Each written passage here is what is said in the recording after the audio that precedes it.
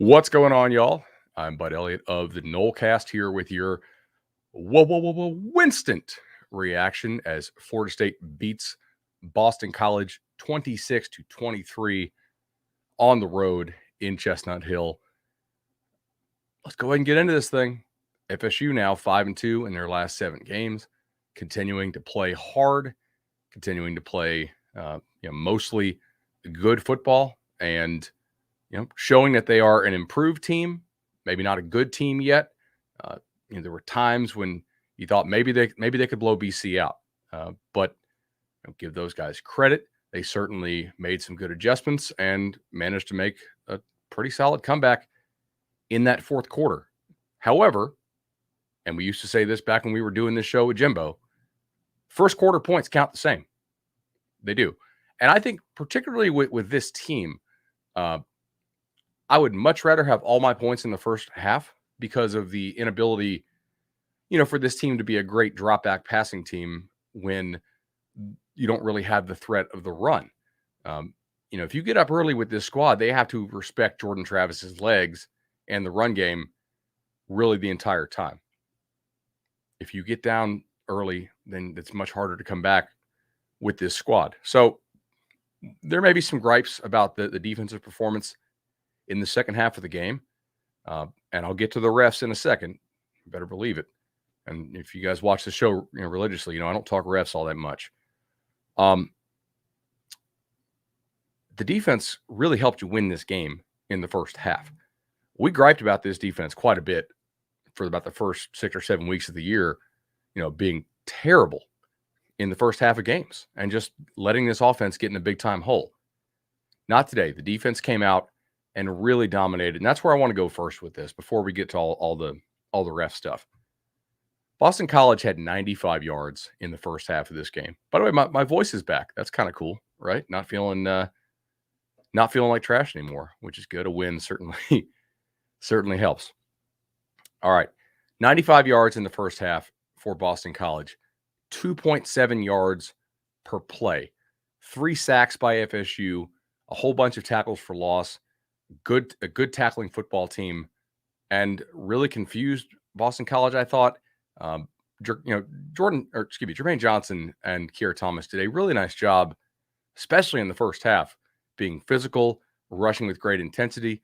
FSU maintained their inside rush lanes and the integrity of them, I thought, pretty well, and they really gave Boston College some problems. But FSU also covered on the back end pretty well, and some of those sacks were just BC getting smoked. Other ones, honestly, were FSU's defense confusing Phil Dracovic and making him eat the ball or pat the ball a little bit, and hold it for a little bit longer than he wanted to hold it. And ultimately, boom, Jermaine's there. Keir's there. Some of those guys are there. Just a really, really solid job. You shut down the run game early in this one, and I thought it caused Boston College to go away from the run game for quite a while in this ballgame. They came back to a little bit in the fourth quarter, but I thought that was pretty impressive. You also came out and did a really nice job moving the football in this game. 6.1 yards per play. For this offense, I'll take it. And yet, you couldn't be left but feeling a little bit like, man, I like the play calling. I like how they're airing the ball a little bit more, especially when Boston College watches these guys and says, hey, this is more of a running team. They were able to get them off schedule a little bit on the defensive side of the ball. And yet you felt like, at least I did, like they should have finished a little bit better in that first half, right? And it's a good reminder that this is not a good team yet. It's an improving team. I think you may be able to call this thing an above average team. On the season performance, probably not, but maybe. And I think right now they're playing like a downright decent team. Drakovic's a good player. Garwo's okay. I think Flowers is really pretty good. And, he's probably angry that Dracovic was gone for so much this year. Otherwise, he'd have better numbers to go pro. But you really set the tone for this game, out physicaling Boston College. I thought you played with great effort in the first half, particularly with the blocking on the edges, working the ball to the perimeter some. BC was like they were still sleeping at times, getting off blocks. And some of that's on them for poor effort or poor technique or whatever, just not getting it done. You also blocked him. You blocked him hard and with great effort, and I thought that was a real key to this ball game. So go ahead and dive into some of the stats here. But first, I don't usually put I don't usually put refs this high up on my list.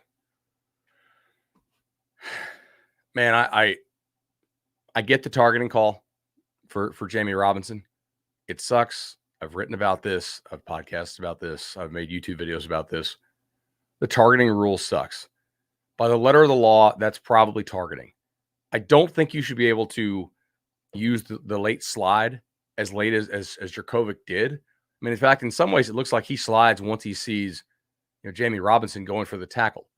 You know, I don't think you should be able to use that late slide and then still avail yourself of the penalty and the protection of that slide. Like that slide should be, hey, I see some guys coming. I'm making the decision to slide before they get to me.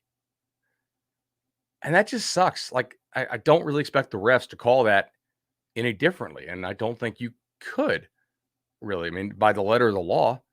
But there were a lot of other calls in this game. I mean, the fair catch interference, it is what it is, but like I'm fairly certain the guy got pushed into him. And I'm not even sure the guy with the best angle called that. I mean, there were so many other penalties in this game that at times were they just felt like extremely ticky-tack and if not just outright incorrect. Like, was Cooper's hands to the face penalty actually hands in the face, or did he just have his hand up under the guy's collar? That's a hard call in the moment. But it's harder for me to think that all of those calls somehow kept going against Florida State, or that Boston College just didn't get a single holding call, I don't think, in the second half of this game. Now, I'll be very clear here. I do not think that you can play that physical and that intense as FSU did for the entire game, especially not when you have a big lead. It's just not really something, that is doable. It's a natural human instinct, and you could say Obama does it. Not really. Those guys let up too. Georgia rotates in different guys. So I don't think you can maintain that same level of physicality and intensity that you had throughout the entire game. But I don't really think that Keir Thomas and Jermaine Johnson all of a sudden had a huge drop-off in the second half. I think Boston College was grabbing those guys because they didn't really have much of another plan. And they were chipping them too, and there were some other things. I will give credit to to Fuller for moving those dudes around some. I saw them put Keir Thomas on the inside quite a bit in the pass rush situations. But come on, like that's a little suspect to me that you have a D line that's dominating that much, and all of a sudden you don't get any holding calls in the second half against Boston College. So BC just all of a sudden managed to do that. I'm a little skeptical. The pass interference call against Jordan Wilson, obviously on offense, that would have had FSU inside the 15. Look, it's not pass interference. It's very understandable how the ref could have called that, obviously, because the guy does fall down right as Jordan is making his move. But I don't even think that guy's trying to cover Jordan. I think he's trying to go over and cover the flat, to be honest. And those guys just kind of bump. That was a little bit silly to me that they called that. I don't know. There are a couple more, I'm sure. Anyway, you got the win. I don't know that I would expect Mike Norvell to come out and blast the refs here in the press conference because you did get the win. If you lost, maybe he comes and takes the fine. I would still send plays into the league office for sure.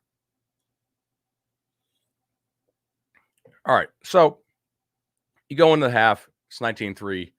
You feel pretty good. You're a team that can run the football fairly effectively. Got to like that, right? And ultimately, just not able to get that thing home. Well, I mean, you got home, but like it was very, very suspect feeling there for a while. The numbers were okay. in the second half, to be honest. Like, they weren't horrendous. You went for 5 yards of play. Boston College went for 5.6. You know, it just felt like you kept shooting yourself in the foot a little bit on offense. You had only 134 total yards. Boston College had 223. Boston College did have to fight for it on most of the plays, right? FSU, they scored twice there, I think, on fourth down. The one play, the guy might have been down if they had a different camera angle, by the way. Like, it wasn't like you just gave up a walk-in touchdown there. But FSU was not really able to get to get Boston College off the field there on third down. 5 of 7 for BC in the second half, 1 of 5 for FSU. So FSU was not able to stay on the field very well. Just a couple near misses. I thought Boston College started covering down a little bit more. You got the ball there that I don't know if McClain loses in the sun or quits running or whatever. But certainly, a little disappointing there for sure. So anyway, maybe next year, if this team is better, they can dominate like that. Let's go ahead and look at some of the more advanced stats here now that they're populating on my screen. FSU on the day, much more consistent team. 42% offensive success rate. Boston College only a 27% offensive success rate. Boston College did hit the explosive plays. That is like the one thing, that we saw in the preview when Ingram and I did it. By the way, both of us were wrong about how many points you need to win this game. But ultimately a pretty solid effort there defensively.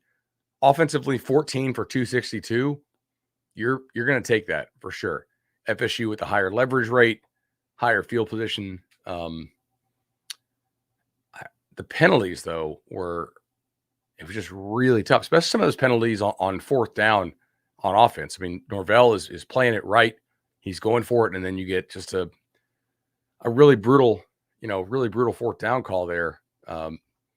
FSU should have found a way to score 30 or 35 in this game. I really believe that.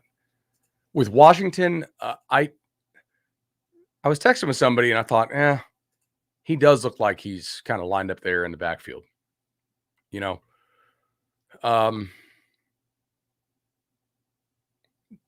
announcer said maybe they didn't give a warning. My guess is that he used a warning. He probably used a warning earlier in the game. He most likely used a warning there in the second half when they obviously called him on it, and then at offsetting, and then on the next play. That's probably not a sloppy thing.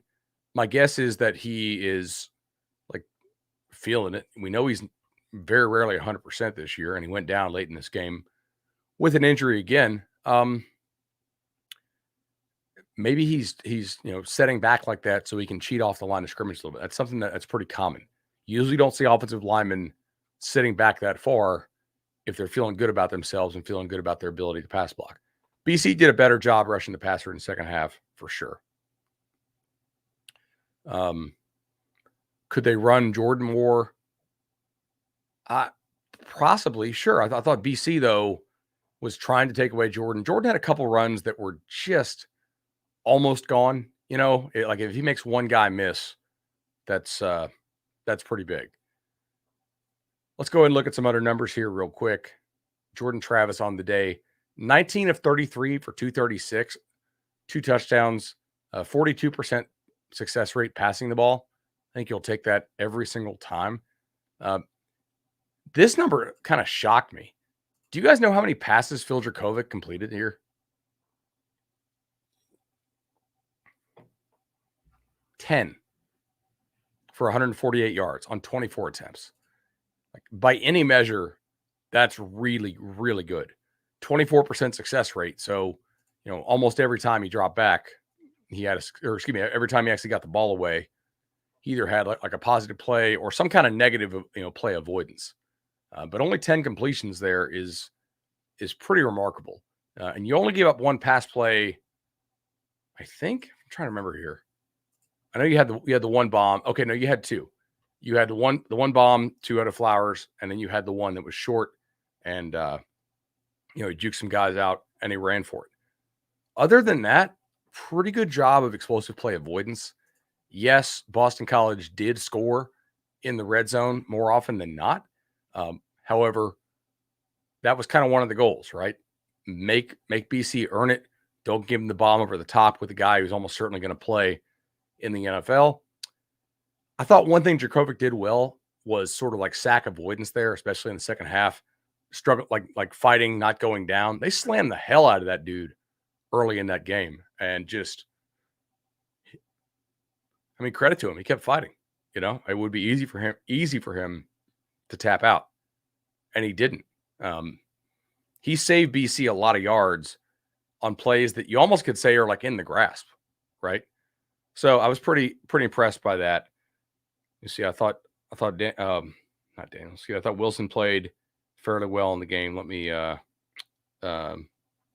pull up some other notes here I was taking. Yeah, the bad PI call, obviously. I thought the receiver blocking, though, was really big. BC had better intensity, I thought, in the second half. They clearly switched some things up. When you're watching a game like this, it's not super realistic to think that FSU, a 3-point underdog, is all of a sudden going to be able to just blow this team out, and that Boston College, which doesn't really have a reputation for quitting, will just all of a sudden lay down and not fight and not make adjustments. If you're up that big, you're probably the one who has the adjustments coming against you. Does that make sense? Like, it's unlikely that you have extra counters built in that all of a sudden you're going to be able to drop and win the game, 45-3, unless you're just a superior physical football team. Now, if receivers can catch the ball, that would probably help a little bit, right? You had some crucial drops there. I think Parchment had 2 drops. I know Williamson had a drop. I think was that Williamson had the drop there on the near sideline on the Travis rollout pass on the second to last series of the game. I think it was. But Cam McDonald, nice day when targeted, threw the ball to the backs really well. How about McClain going up there and mossing that dude? That was huge. Let's see here. And Trayshawn Ward. Awesome. That was pretty damn impressive. Going to get this win is big, right? It really is. You force BC to get 2 touchdowns on 4th and goal. I mean, you're fighting, you're competing. The team is growing. It's still a long way off from being a good team, but it's a team you feel like you can root for. Frustratingly so at times, certainly, but pretty impressive on the day. I don't know, guys. I just don't think the receivers have a lot of talent. That's why we talk a lot about needing to improve the talent in that receiver room. Another player was pretty big in this game. That safety right before the half. That was pretty damn big. All right, so let's see here. Oh, the end of game situation I thought was managed really pretty well. So you ran 2 plays that were really pretty strung out, which took the 40-second play clock. You got the timeout. Next one again took a long time. So that was pretty impressive there. All right. Cool. Sorry, I just had to clean up the chat real quick. But then realizing the situation you had, that you could go ahead and run out the clock and never have to punt the ball, that's pretty big, guys. That is something that is very valuable. Not having to punt the football away is huge. So Mike sees it. They call the timeout, right? And then they let the play clock run out. It's big. All you got to do is run off a couple more seconds. Like, that's key coaching. They went for 4th downs a couple times, or at least they tried to. A lot of times they got nullified by penalty, but it is good to see Norvell doing a lot of the little things to help the team. Now, the one thing that was not very encouraging, I thought, was some of the timeout stuff. However, on 4th down and goal, I think you can pretty well agree that using the timeout when you only have 10 players on the field is a worthwhile endeavor, right? I would do it, clearly. Like if I was a head coach, yes. If I only had 10 players on defense, I'm going to call the timeout. And then I'm going to yell at my staff for only having 10 guys on defense, like Mike did. The other timeout, yeah, I mean, you can argue you should have kept that in your pocket. They didn't get the play in on fourth down in a timely fashion. In the back of my mind, I was wondering if that was one of those things where maybe they thought BC would kind of maybe think they weren't going to snap the ball, but ultimately, I don't think that's what they were trying to do, and they let too much time run off the clock. What else did he go over here? Notes. Oh, Deloach. I don't know how I didn't mention Deloach yet. Deloach was killing it. From taking on blocks to open field tackling to some pretty quality pass coverage. Yes, he gets burned there the one time by Flowers, but guys, I mean, it's Flowers. He's the best receiver on the field for either team. And you did limit him to 92 on 3 catches for the day on 6 targets. So that's pretty good. I thought Deloach was really physical. Ludney made a couple downfield plays, obviously, or not downfield, but downhill plays, rather. Definitely not downhill plays. And maybe this game is different if Jamie doesn't get ejected, because he is kind of the quarterback of that defense on the back end. Him moving to safety is giving you some stability on the season. He's a pretty good tackler for you. So you had to put Gant in and some other guys in. I know McClellan's playing in there some. That's a good win for you guys. Nothing fluky about it. And that's 2 wins in a row. Nothing fluky. 5.6 yards a play to 4.2. I mean, pretty happy with how this defense is playing down the stretch of this year right now. Last couple games have been good. All right. So, see here. Other stuff I need to get to. Oh, special teams. Good God. Didn't we talk about it in this podcast? Hey, Boston College routinely fails to kick the ball into the end zone. What am I drinking? I am drinking a Waterloo. It's a sparkling water. Look, man, letting that kickoff drop, special teams penalty, although I think it was kind of ticky-tack, allowed a huge kickoff return. Just terrible special teams. What in the hell? Like, I don't get it, man. These guys don't they don't seem to, like, they don't play well. I know they were pushed into the fair catch, but it's an obvious fair catch situation, I don't get it. I will say the one thing the special teams did extremely well today, and much better than Boston College, is the actual punt coverage unit, with the exception of the penalty, was really good. Boston College got pinned at its own. Let me pull this up here because I did have this in my notes as well. So following a punt, Boston College was pinned at their 1, their 10, their 4, and their 11. That is a hell of a good job punting the ball overall. Kickoff return team. What are we doing? That's just not good enough. But punt team overall, really, really nice job. I should note that. So not all the special teams were terrible. Only some of the special teams were terrible. They were all kind of frustrating at different times, clearly. Anyway, guys, it's a conference road win with the team that's fighting for its bowl life. I don't think there's a whole lot of room to complain. You fought the whole time. Sometimes they played better than you did. Sometimes you played better than they did. Ultimately, though, you went out. You were fired up.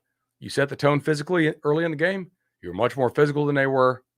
I thought that was pretty damn key in this ball game. Didn't do a lot of dumb stuff as far as like bad field goal decisions or like bad fourth down stuff. Didn't have silly punts. Managed the game pretty well. No turnovers. That's pretty huge. Yeah, we talked about Keir Thomas. He absolutely killed it. You can scroll back earlier in the video. I thought that I thought the officiating was pretty poor. We gave a lot of love to Deloach. You know, I don't know. I want to go back and watch this a little more because you you really didn't run the ball all that well the last two games compared to how I thought you probably would. You know, it may kind of feel like that, like you thought the run game would take over in the second half of the last two games, and it just hasn't. It's not really for lack of trying. They're just, I don't know. I'm curious as to go back and see what happened, see if I can spot some patterns here this week if I get time. It's kind of funky. It is. Like you would think a team that is much better running the football than throwing it over the course of this year has would do better than that running the football, but they didn't. That's pretty much all I got right now. I want to go back and watch more, of this ball game to see, but pretty impressive. JT is absolutely throwing the ball better for sure. That's encouraging. That's two games in a row where he's played pretty well, right? Got to be encouraged by that. Looking here for anything else that really sticks out to me. BC running the ball 51 times for 170. I'll take it. You want to run the ball 51 times in a college football game? Cool. Now, maybe teams are doing it because they're really scared of this pass rush. That's possible. But it's just not very efficient, man. 170 on 51. Now, you take out some of the sack yardage. FSU definitely had quite a bit of that. 4 sacks for, I think, 14 yards lost. I mean, that's still not great. That's what, 47 for 184? That's fine. Good job. Let you have it. Cool. That's pretty much all I got for right now. We will come back and discuss more, likely on Monday night, maybe on Sunday night, depending on what Ingram's schedule is. He said he's feeling a little bit better too, which is great news. So getting both of us back in the saddle and feeling better. FSU on a nice 2-game win streak here. Miami holding a ridiculous event where they have proposed an unlimited budget for football. That's pretty cool there. Good luck with that. I'll see you guys next time. Take care, y'all. Make sure you thumbs up the video, share it with your friends, and we really appreciate y'all's support all throughout the year.